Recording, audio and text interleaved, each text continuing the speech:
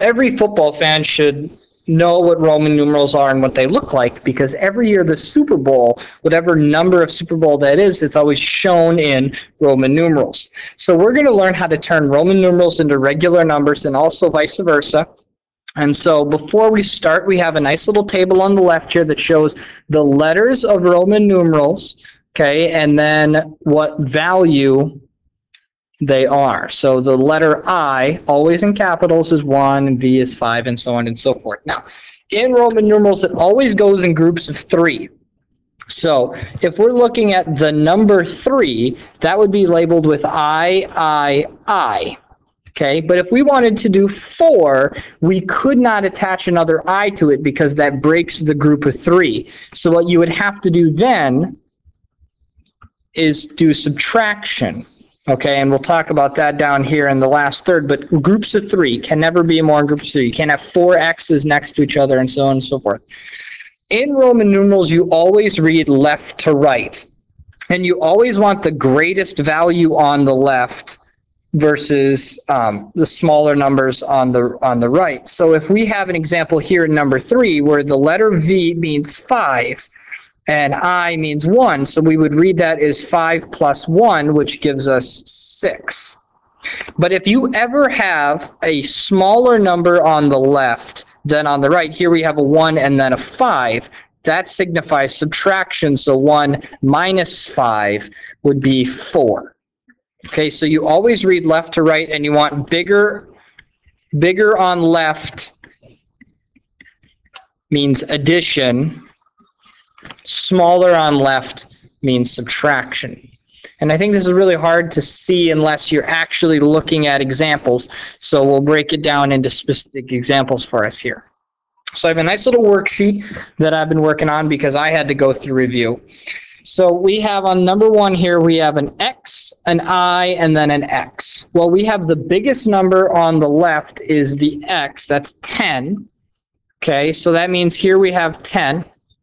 But then we are done with that number. And here we have an I and then an X. So we have a smaller number on a left, which means we're going to subtract. So that's going to be 1 minus 10, so that's 9. So this one is 19. Okay. Now these examples here, we have I. That one's pretty easy to look at because we have just 1 plus 1. They're equal to each other, so that's just 2.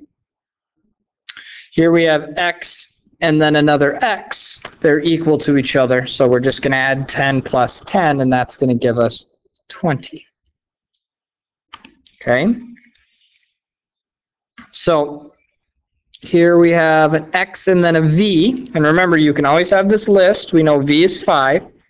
So this is going to be 10 plus 5. So this number is 15. Here we have I. So it's 1 plus 1 plus 1 is 3. Okay, so now we're going to get into a little bit trickier ones. X plus V plus I. So we're reading left to right. So the X is bigger than the V, so it's just going to be an addition here, 10 plus 5.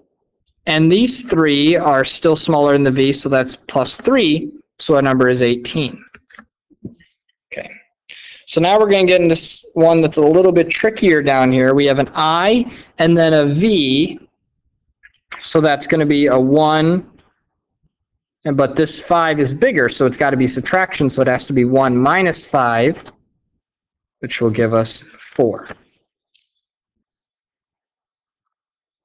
Okay. So what I want you to do is I want you to try the remaining ones here and see if you can get those, and then I'll talk about them. Here we have an X, a V, and then an I. So it's 10, 5, and 1. And since they're in order, that'll just give us 16. Here we have an X and then I. So that's 12. X and then I should be 11. XVII should be 17. V and then I should be 6. VII will be 8. And now this one gets a little bit trickier down here. We have a 10, but then we have an I and then a V. Well, since the I is smaller, we're going to have to go 1 minus 5. not 4, which will be 10 plus 4, which is 14. And then our final one here is just a 10. This takes practice. I'm not expecting you to fully understand all of this. Just want to give you kind of a starting point, and then we can work from there. So now we have a few where we have the numbers, and then we have to create the Roman numerals. So I'm going to type these out so they're easier to read. For 26, you always look at that first number, that 20, and we want to create that first. Well, I know we can create 20 by going 2 x's. Okay, I'm going to make these a little bit bigger, even bigger.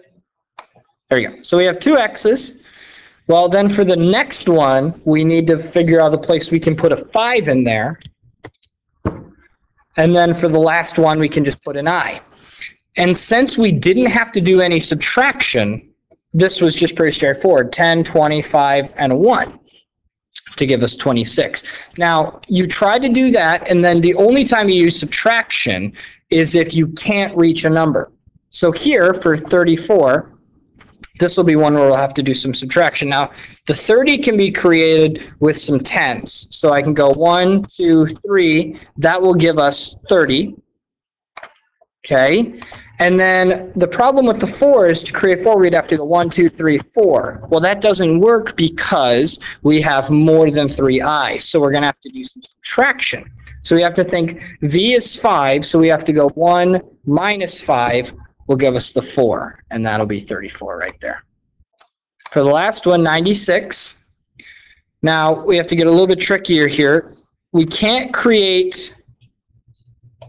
do 9 10s in a row, so that won't work. We have to figure out then, we could do 50 for L.